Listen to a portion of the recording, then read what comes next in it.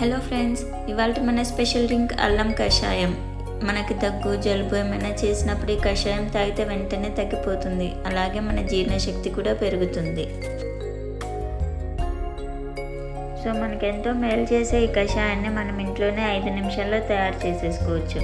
మనం ఒక ప్యాన్లో 2 కప్పుల నీళ్లు తీసుకొని అందులో 1 ఇంచు దంచిన అల్లం, 1/2 టీ స్పూన్ మిరియాల పొడి, 1/2 టీ స్పూన్ జీలకర్ర వేసి బాగా మరిగించండి.